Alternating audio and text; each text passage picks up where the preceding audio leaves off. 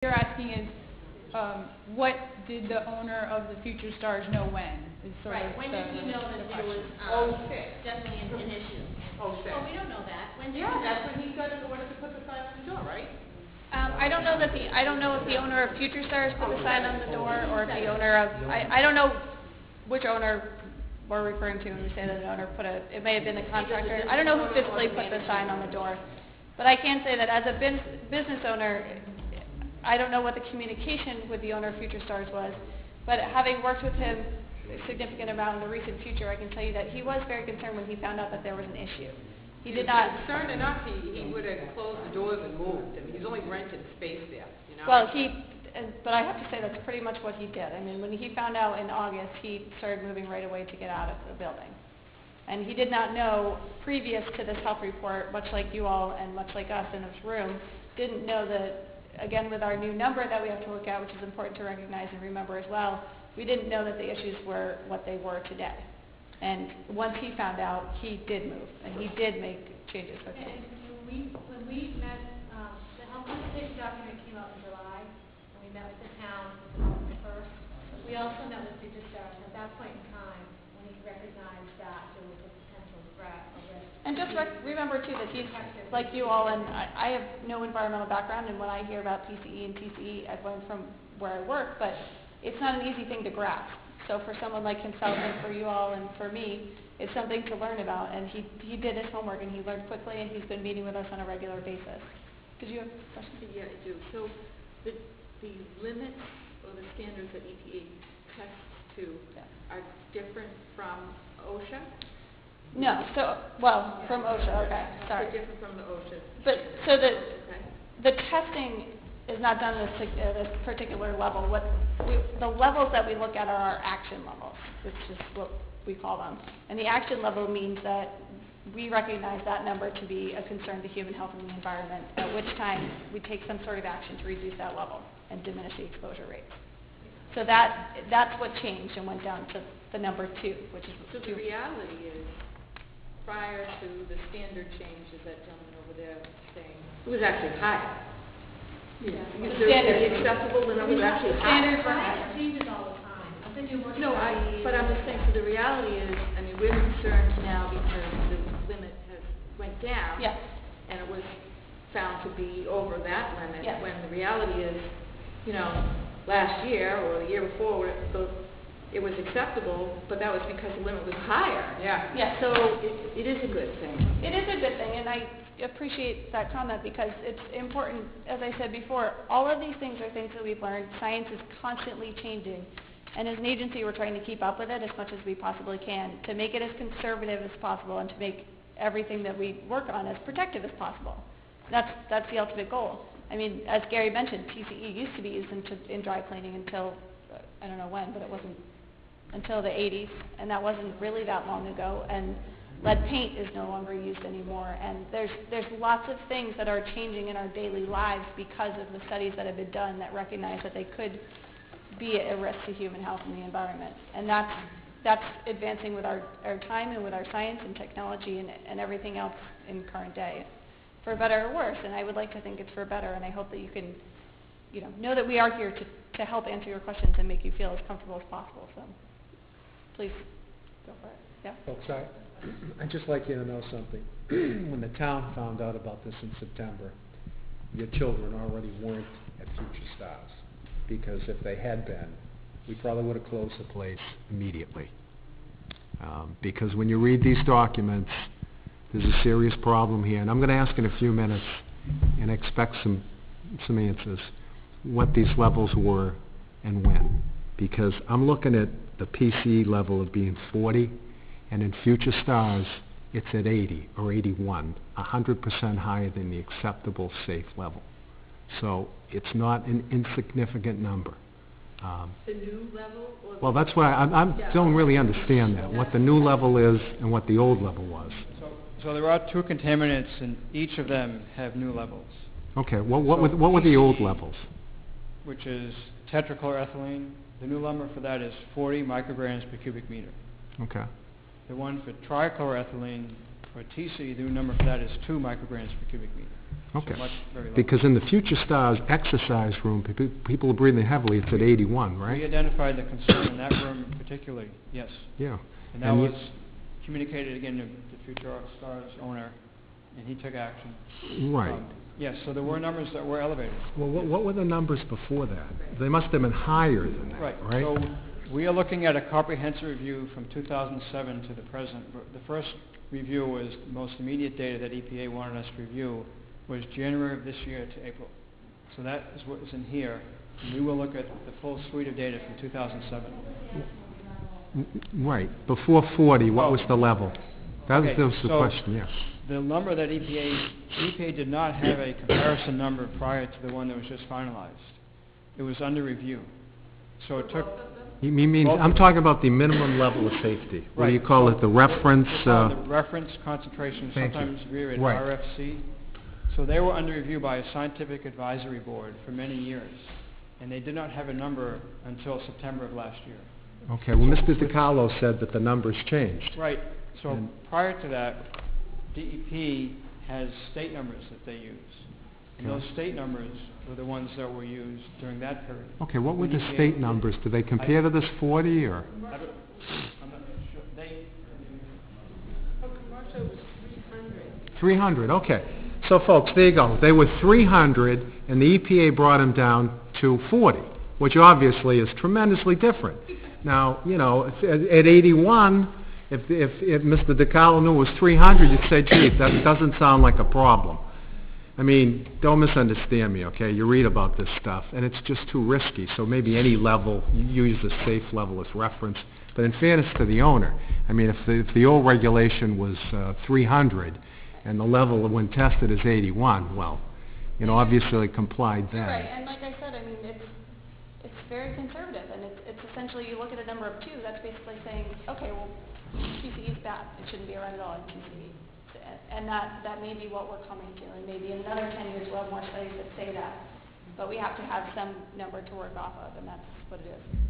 In the back, sir? Yeah, regardless of what the level is set at today versus where it was when it was an acceptable level, the fact is these young men and young ladies that were in there working out constantly were still exposed to a great level going in there, regardless of whether somebody says, well, this is good now and it was bad later, or bad now and it was good before. The kids were still exposed to all of this. So their exposure level, I'm not too much worried about how we're going to fix this for the future going on, because everybody that we have in there is out. I'm looking at all the kids that have been in there for the last 4 or 5 years, and their exposure level. Understandable. And that helps the health consultations to get up to the numbers.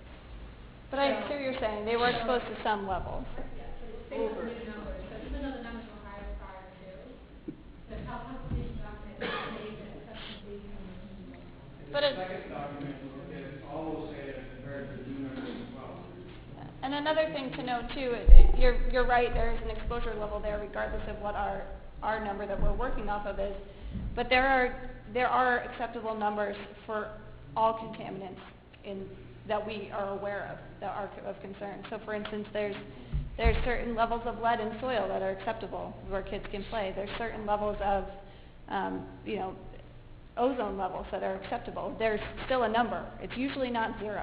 Right, but also, you're bringing up lead. If I owned an apartment building that was built prior to 1920, it had lead paint in it, I wouldn't be able to rent it out to kids, families with kids, until I abate the lead paint in there.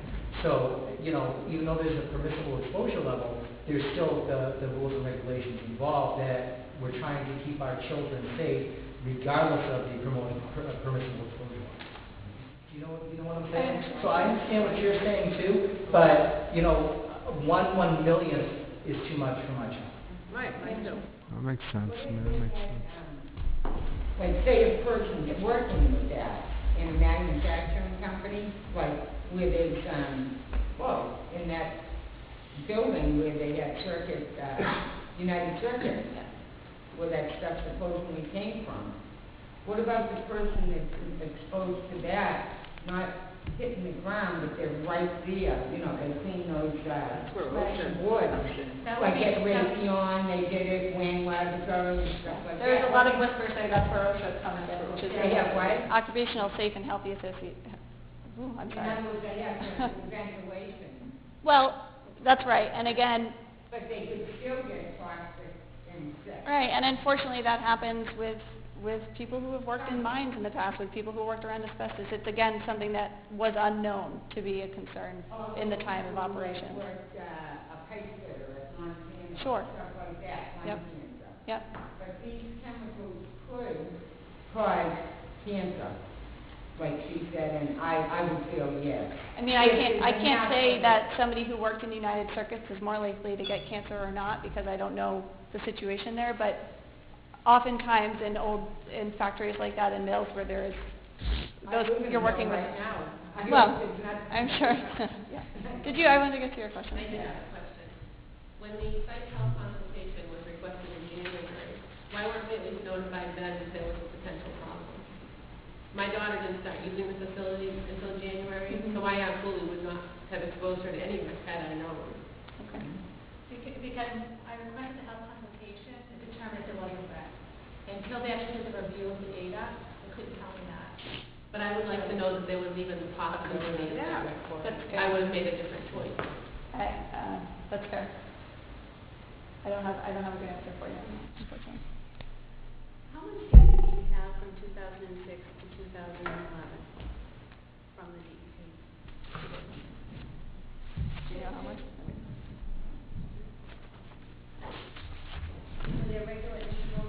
There is, I can't tell you how many samples have been taken, but there has been a lot of sampling.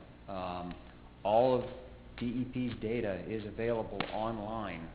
If you go to our website, there is a place where you can access all the information the DEP has and has uploaded, if it's been put in electronically or actually scanned in.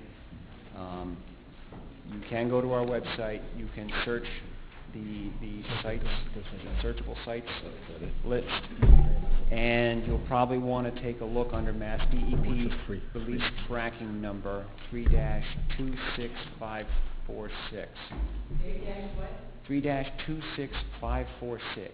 That is the release tracking number, DEP's case number. And that should be able to get you to the link where all the information that I'm aware of that's been uploaded should be available electronically. It's usually in PDF format. And what's the website? It's Mass DEP. Yeah, it's what mass.gov/DEP. And if you look down the side for cleanup of sites and spills, you can get in there, searchable, search the sites list, and you should be able to get all that information. There is a lot of data that's been generated. So was United Circuits ever cited for any village or anything? We were not notified of this until 2007. United Circuits was long gone at that point. Okay, so was there, so if I was an employee there, am I done? So I guess what I'm saying is, with the whole cradle to grave thing going on, was there any backtracking or, because if we'd known it was a problem then, it could have probably escalated at that point. Well, the worker safety would have been covered by OSHA. Whether they were using the chemicals properly and applying them properly and handling them properly, that would have been covered under OSHA.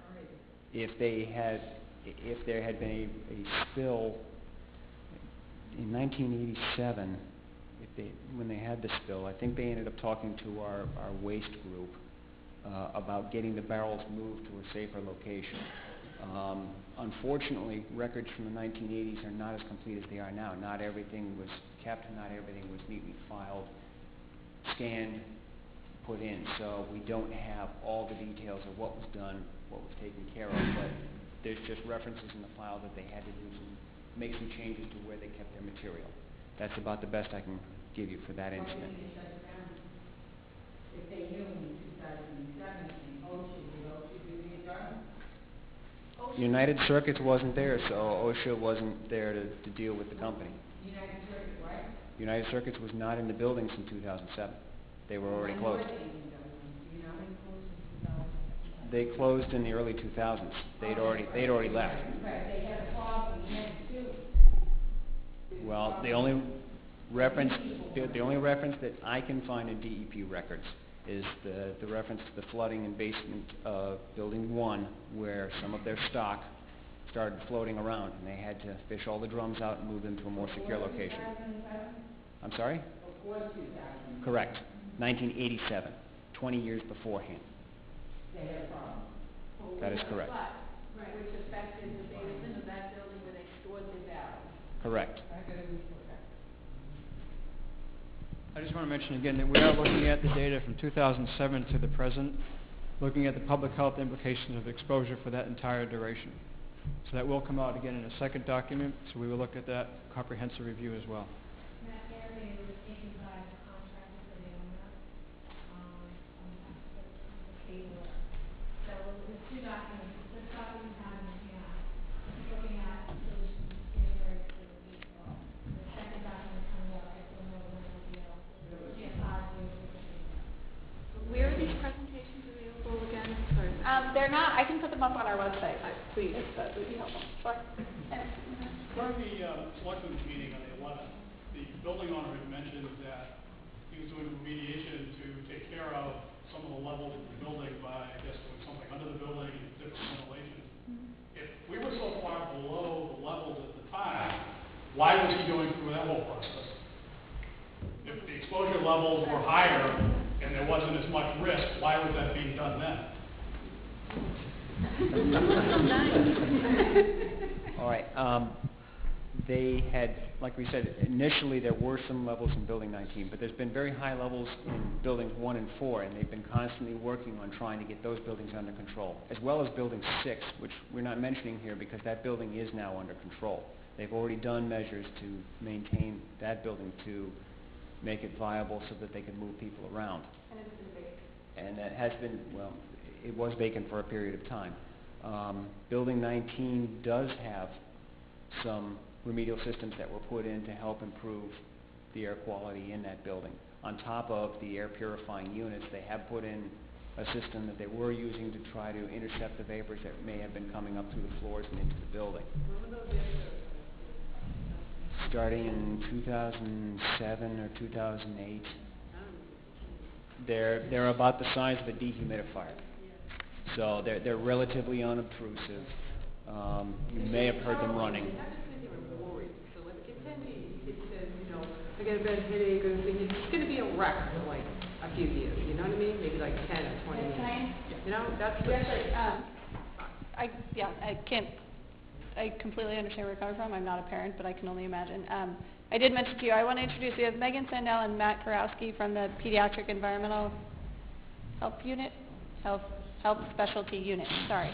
PACU, another acronym for you. And if you have specific questions you'd like to ask them in front of everybody, or if you want to talk with them after too, they're here to answer your questions, and we ask them to come because that's something I can't answer, and that's something nobody here can answer. So. I have a question.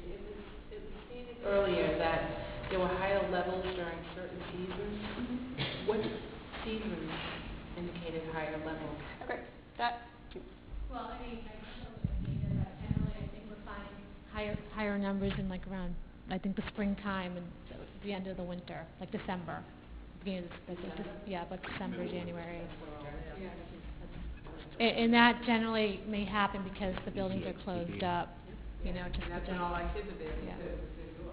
Yeah, but if you want more accurate data, I'd have to go back and look and give you a more specific answer. I don't have it in front of me, but yeah. That data can be found where? I have it, and actually, I think we'll put it on the website. And the website we're talking about is what? The website it should be on the fact sheet too, and if it's not, yep, the website should be the one you have in the back there, the other one. This one? Just the one pager. Make sure it's on here. Yep, so the website is on the fact sheet here. It says learn more at in the bottom right side. And that's not a direct link to the Dracut, but you can look there. Well, no, it's pretty easy. And I'm happy to, again, my contact information is on there. If you want any additional information at any time, just email me. I promise I will get back to you as soon as possible, or let you know if I'm looking for it, anything. And we'll put these presentations on the website as well. Can I make a suggestion? Sure. Maybe if you could have the pediatrician address, these people are concerned about potential harmful effects and maybe how to detect them, how to be tested. Thank you. Do you have any? I have a question about, basically my son's 14 years old, he's been going there 3 years.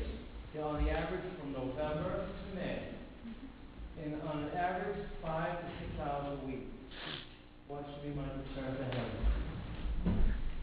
But what should we ask about pediatricians and stuff before I do? Let me say 8 hours. This is 5 to 6 hours, not going to make a difference?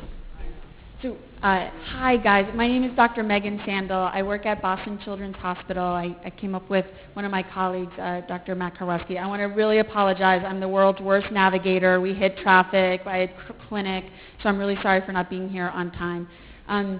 So I think I just want to start with kind of 3 key messages, right? So the first one is, like, how do you get exposed to these chemicals, right? So you get exposed to these chemicals, you can either breathe them in, right? And that's mostly what we think went on here, right? That there was chemicals coming up through the groundwater and through the exposures there.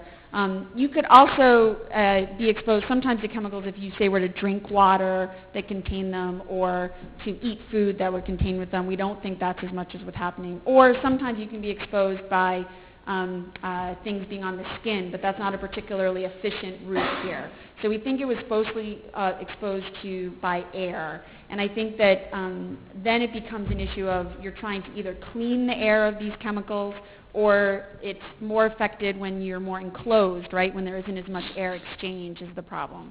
I think the second key message is that it is very hard to measure these chemicals in either blood or urine. It is possible. There are research studies that you'll find online that are that have tried to do it, but for the most part, most commercial labs don't have. It's not like you go to your pediatrician and say, I want a TCE level on my kid, and they can check it the same way they would a complete blood count or a lead level or something like that. And so that my general feeling is that though I can fully understand why people would want to get urine or blood testing to know what my kid's level is right now, I think there are a couple of things that wouldn't make that very helpful, even if we could order it, send it to a specialized lab to do it, because what happens is that these chemicals don't stay in the body very long. You tend to be exposed to them, and then theoretically, if you're out of that, say, environment for a day or two, it will dissipate. It won't stay in your body long term. And so that, especially when we're talking about the most time we were most concerned about it was probably last winter when your kids were doing exercises at these places. My guess is that the level today isn't going to even help answer the question of what was my kid's level 6 months ago, which is what you're probably trying to get at. So I will probably discourage the idea of urine or blood testing. I think the third thing is, how do I watch for symptoms in my kids, right? Like my kid says I have a headache or I'm worried about the risks or other things.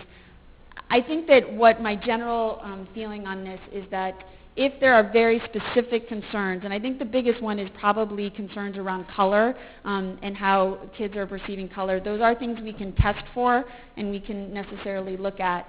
But for the most part, I don't think that I'm going to try and give you the benefit of reassurance that I think for most of the kids, they were not there at the levels that we would think of based on evidence that we have right now that would make potentially something where we would need to be extra concerned, okay? I think what's hard is that as soon as you say the word cancer, or you say the word risk of, I think that your immediate reaction is like, how do I get these chemicals out of my body? How do I know that, or if my kid has been exposed to them? There isn't really a way to remove, the chemicals are probably long gone, and there isn't really a medicine I can give them to remove them even if there were. And I'm going to tell you to do the same things to avoid risk for cancer and other things that I would tell you right now. Don't have your kids smoke.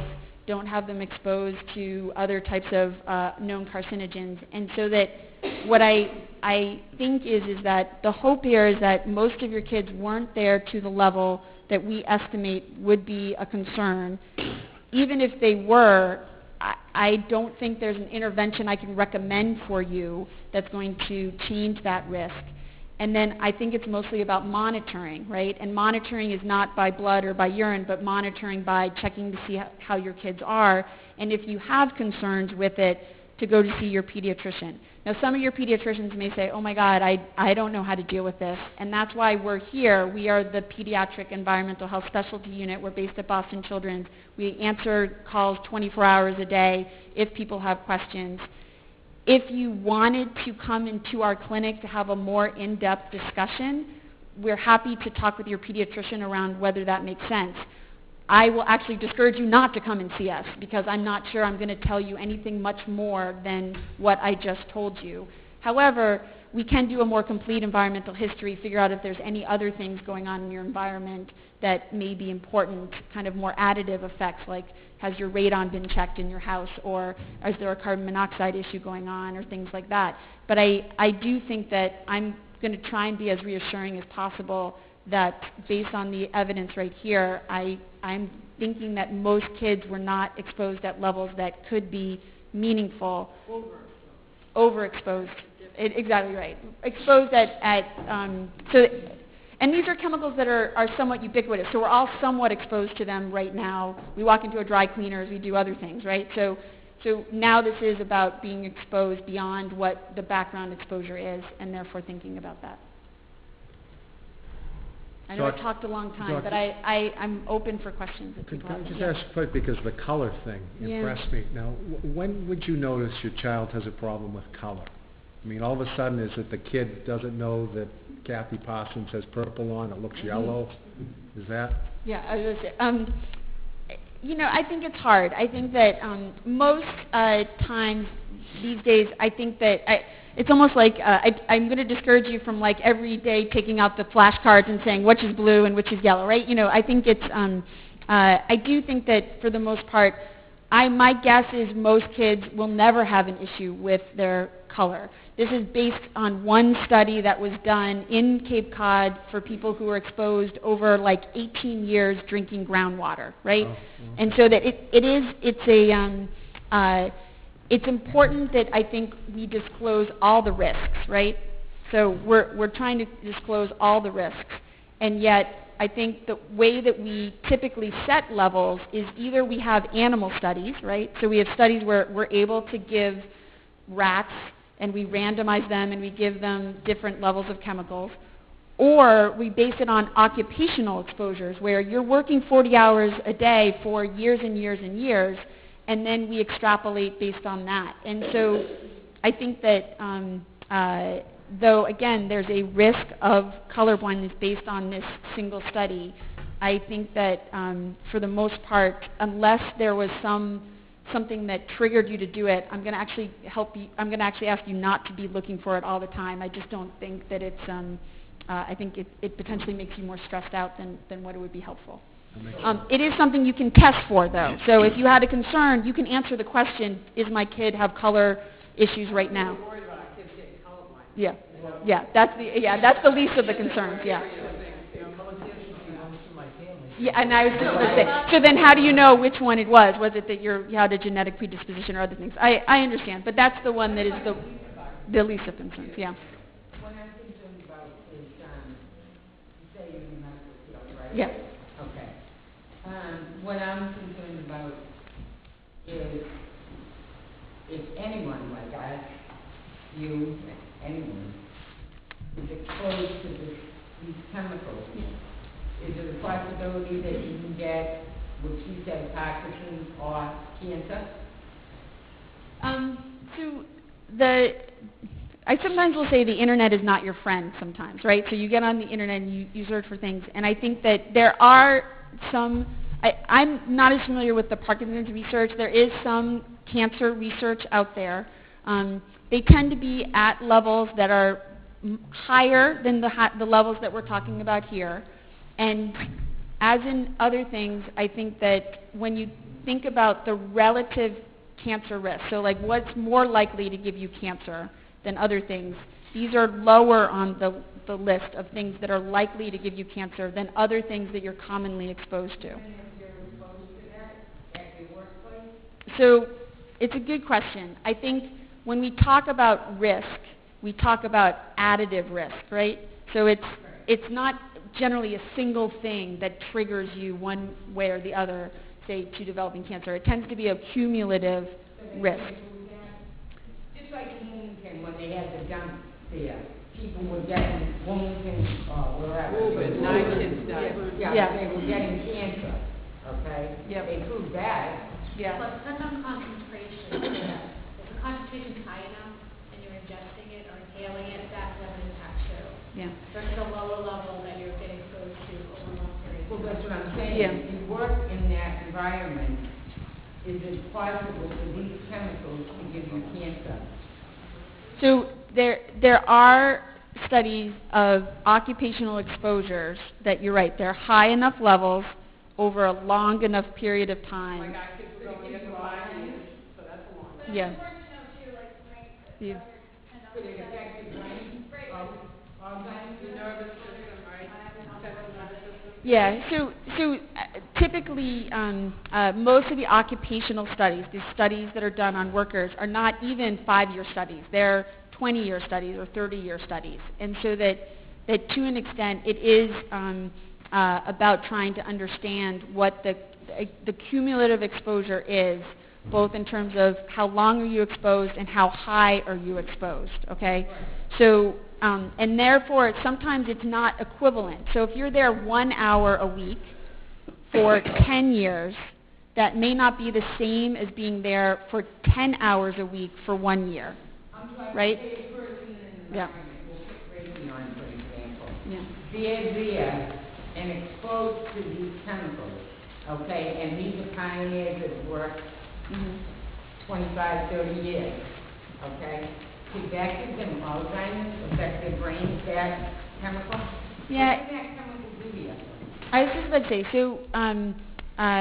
so I will fully disclose, I'm a pediatrician, so I'm less familiar with the Alzheimer's link for these chemicals than some of the other links that we've been concerned about.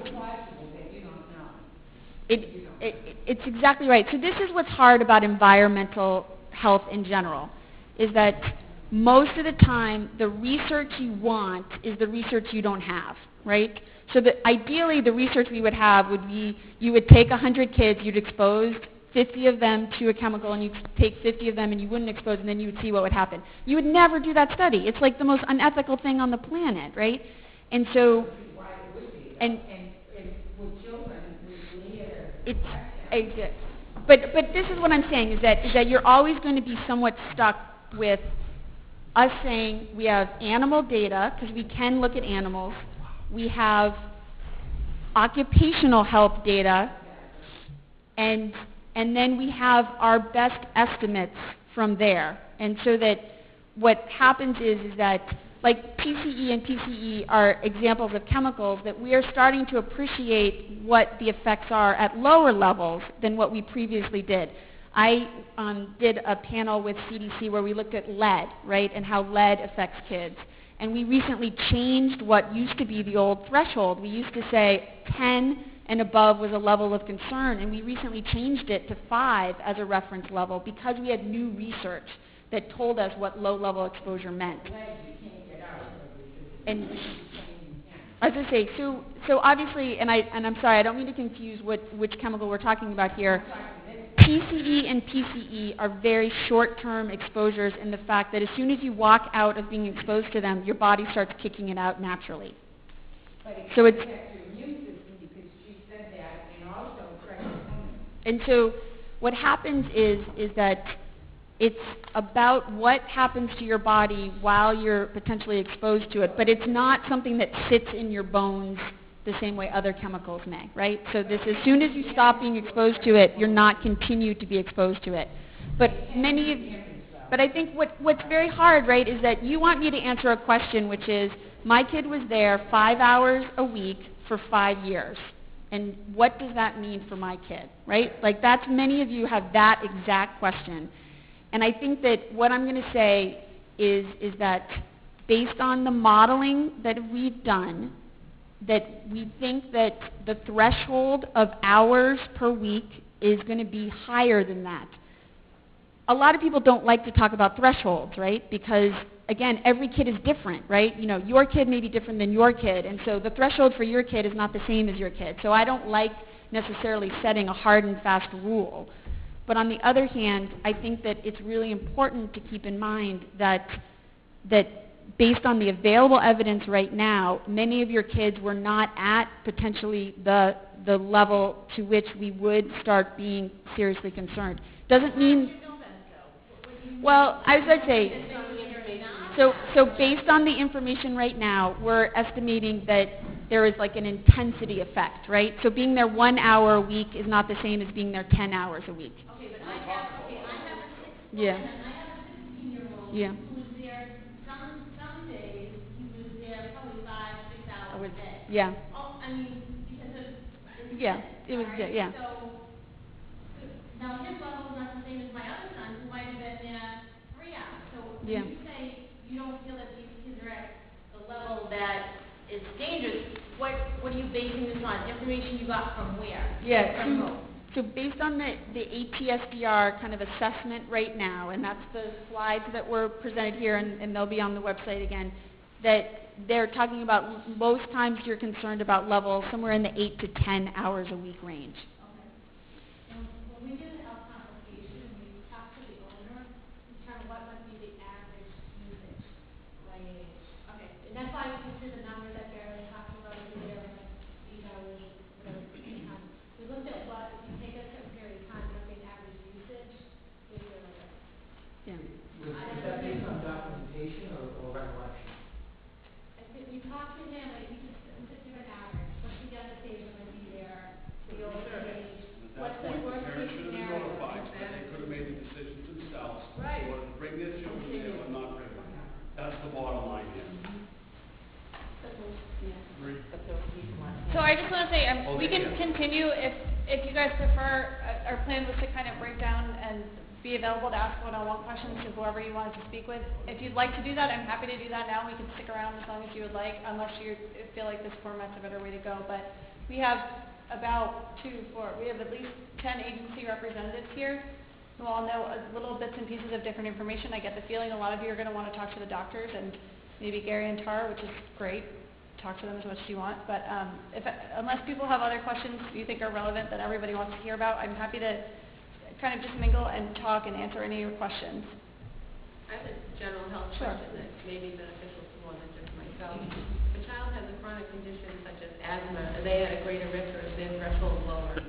Yeah, so most of the time the thought is that an asthmatic kid wouldn't necessarily absorb more of the chemical than another kid. I think that for the most part we're talking about, breathing it in and then it's going into the bloodstream is what it's doing. So whether or not you have like underlying inflammation or other things, I don't think that would change your uptake. I do think that obviously every kid is a little different from their genes and other things and how they interact with their environment. And so I do think that we're kind of making the best estimates based on kind of an average kid, and so that I can be both reassuring and unreassuring, right? I can say that, maybe your kid, the threshold is different, and maybe one's higher and one's lower, and I can't answer that question. But on the other hand, I think that and I accept that this is a really hard thing to hear, but I don't think you can change what's already happened, right? So you can only change what's moving forward, right? And so that trying to minimize any additional risks to your kids, I would tell you to do that anyway, right? But now I'm going to tell you it's even more important because of if there is any underlying risk that's been incurred. It may be that none has happened, right? That the kids processed the chemicals really well and never had any underlying things. But it is hard for me to answer the individual question, which I realize is what you want me to answer, so I want to acknowledge that. But we can talk about it. Every kid is a little different in terms of what their background risks are and what things are going on that we could potentially advise you to eliminate moving forward. I have another general question.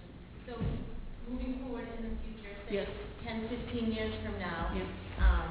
and our child is at the doctor's and, okay, we were exposed 10 years ago to these chemicals, what information as parents do we need to have on file for them to be able to show the doctor at that point this is what they were exposed to? I think that's a great question. I think that so sometimes workers are sometimes, when they're known to be exposed to chemicals, are put into like surveillance type of studies. I don't think my hope would be is that we're not at a point where we would need to do that. I think the flip side is most times, if you're trying to judge what the risk is, it really is about dose. So in this case, dose is number of hours per week, and then how many years or how often did you do it.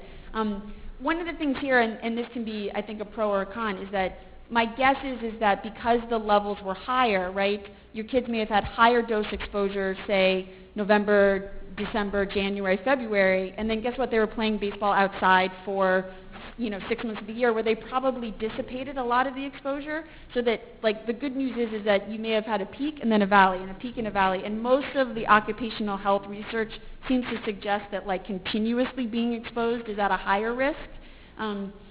Again, I can't guarantee that, but that's the kind of the thought here, and I think that, and so that I think just keeping a sense of what that dose is, and then I think, unfortunately, as we do more research, we learn more things, and so that it certainly is possible that in 10 years we'll have a better understanding of what this means, and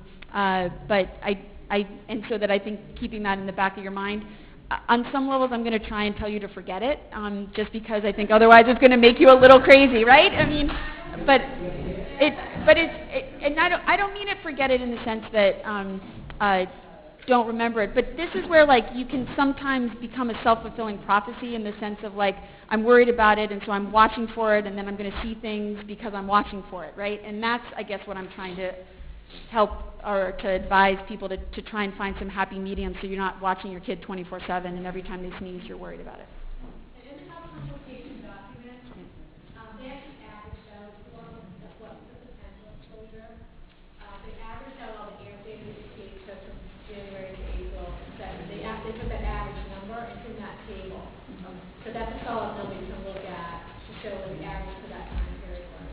Okay. Would it make sense to have us register our children on some sort of a surveillance? So say you find something 10 years from now that we would find beneficial. It is a good question, and I don't know if ATSDR has that ability or EPA would have that ability, or at least even if it wasn't even a registry, just like a notice, right? If new research came up or things like that. Most of these like scientific review panels are the ones that change the levels of what they consider to be concerned about, and realize that state levels sometimes can be different than federal levels based on how people interpret the research. But I think that's actually a really good question, and I think one we can think about. Yeah. As I said, this is going to be, given that we have this new number, it's going to take effect across the country. So if something like that comes up, I don't know that I would necessarily find out about it, but certainly I can keep your email list if people are interested, and I can just keep you guys in mind if something like that does come across the table, because I've never seen it happen, but it could. Good. My name is Rich Cowan. I run a web page on Facebook called Dracut Action for Education, which is facebook.com, Dracut Act for Ed, if anybody wants to look it up. There's something on page 10 of this report that says that there will be a calculation related to the cancer risks from the, I think it's PCE it's talking about here, and it will be a second health consultation. Do you know when that is occurring? Yes, that's the document I was referring to that's looking from 2007 to the present, all the available data. It's being developed now, and we can't really project exactly when. It takes time. It has to be scientifically reviewed and assessed. But in the near term, I guess, we can't give a specific date on that. But we're the next 2 to 6 months, maybe? That's a possibility, yeah. We want to do a thorough, investigation, be sure it's reviewed.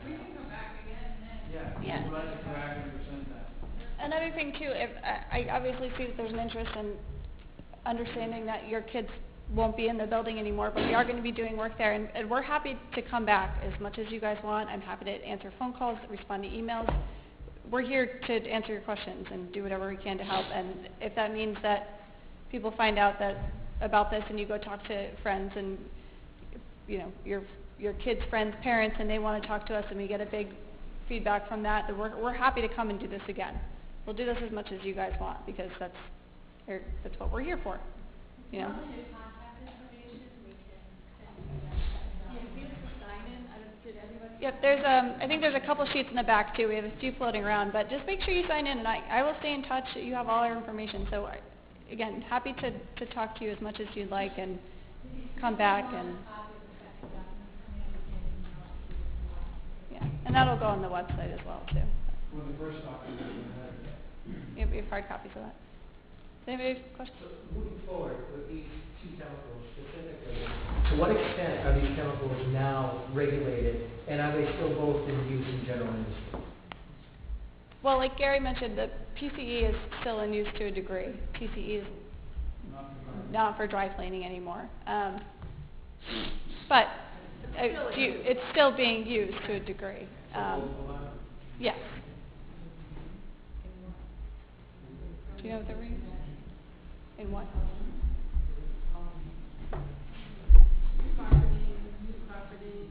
So it's in new carpeting, some household products. But again, these things are all, new things are, it's all regulated now to a degree too, so. Yeah.